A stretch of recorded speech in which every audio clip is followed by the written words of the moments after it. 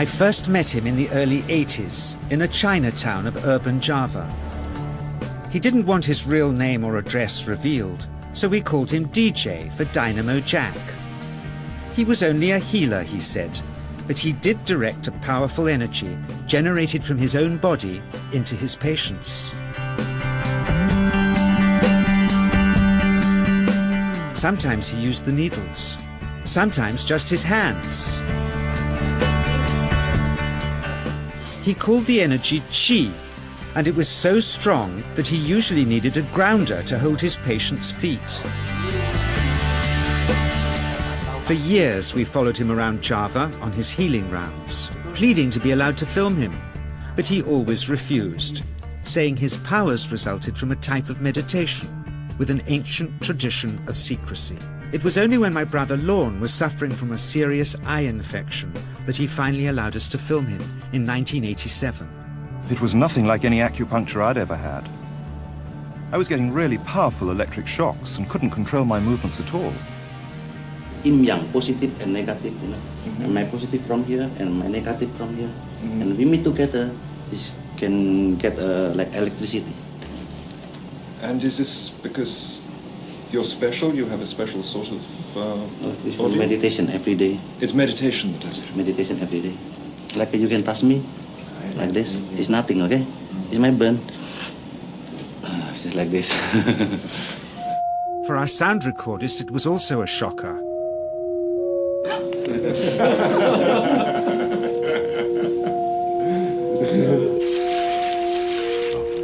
He then took our newspaper outside and showed us how Qi can also be used to set things on fire.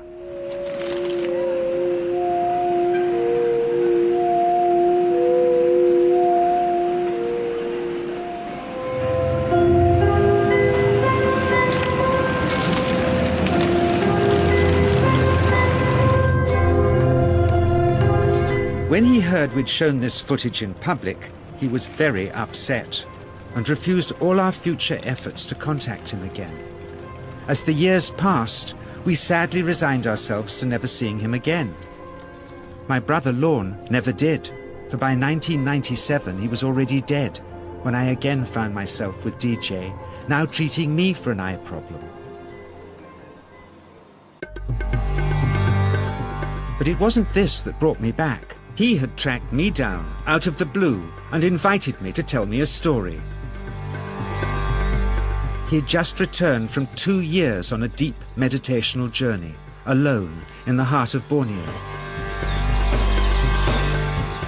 Amongst his revelations, he had seen, he said, how history was moving on into great change, and the old wisdom was vanishing. So he'd called me back to film just enough of him to remind us that we all have undreamed of powers sleeping within us, and that there's nothing special about him except for his training in waking them. Grounding this patient, my cameraman Joe is having to use all his weight to keep contact. But Qi is pushing him away. He seems able to control the amplitude of this Qi, like a dimmer switch, and it causes uncontrollable responses in the patients and their grounders. I can barely keep my hand on you. It wants to fly off. The electricity is so strong. This mother unwittingly grounds her child. He won't sit still, so she's asked to hold him and grin and bear it. Sometimes signs of this passing energy can be seen in the transmitter too. This Qi stuff is only the surface, he says, of the real adventure beneath, in the meditational technique.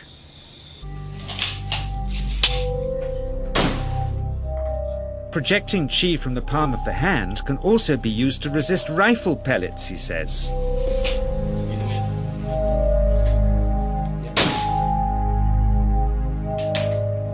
First, you learn to distinguish between yin and yang Qi in your body. Then how to pool it in your navel chakra. Then how to project it, he says. And it's the proportionate mixture between yin and yang which accounts for different effects, like pulling or pushing objects or igniting them. Then he gets really strange. He says that mastering yin qi is the key to the spirit world. There's a long tradition of Indonesian krisis being possessed by spirits. So people bring him their krisis to see if they're duds. Here, he says, he doesn't manipulate matter by projecting mixtures of yin and yang qi. He merely creates a field of yin energy in which, he says, if there's a spirit, it can manifest itself.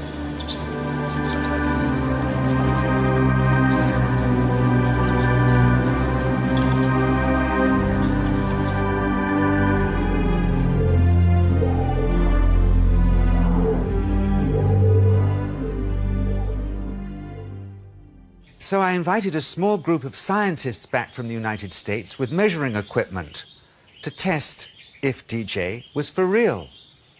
And if so, where might this energy belong on the electromagnetic spectrum? Catherine Cook, CEO of the Mind Science Foundation in Texas. Dr. Roger Nilsson, a Swedish medic and international racing sailor. Dr. Greg Simpson, a physicist from New York's Albert Einstein University, and Andreas Polak, one of DJ's Australian students. The visitors are confident they'll uncover him as a fraud in no time.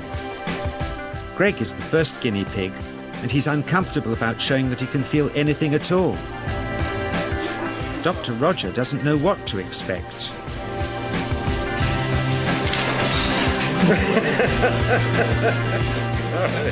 Out comes the metal detector, like the things they use in airports, to see if he has any concealed metal in his body. Then the voltmeter, to try and measure the qi. But how to get it to work? Where's the ground? What settings? DJ suggests that as his negative is his perineum, and his positive is his navel chakra, perhaps that's where the electrode should be attached. He doesn't stand on his dignity. He's eager to help, but still no readings. They're getting shocks off his arm, and now they're on the right settings, but the needle still isn't moving. DJ says it isn't electricity, it's qi. It's 1, 2, up, I feel it in my whole body. I feel it at 3, 0.3, I feel it in my legs. Shit, But suspecting there's some tricky setup on his premises they can't find, they insist we all go to a randomly chosen hotel room several miles away to see if he can light a light bulb with his fingers. It doesn't ground on the wall.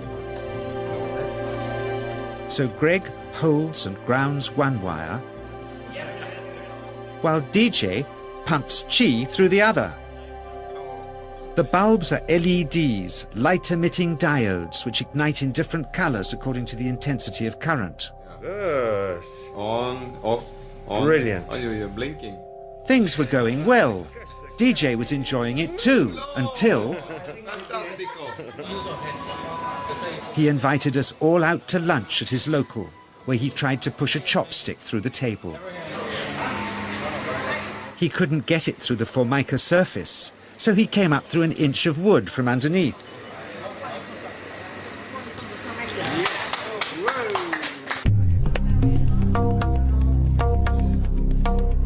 Not only did he draw his own blood, but a chopstick splinter had caught Alison here between the eyes, drawing more. The incident was laughed off apologetically, but next morning he was a different man, drawn and upset. He said he'd been visited all night by his long-dead master, raging that he'd broken the strict taboos of his sect, never to show off in public and never to cause harm or draw blood. He felt deeply chastised. All further testing and filming must end. Never again would he submit to public scrutiny, nor accept any new students. He would sink from sight and continue his healing in obscurity, as he had done since before we met him in the early 80s and had always told us was right.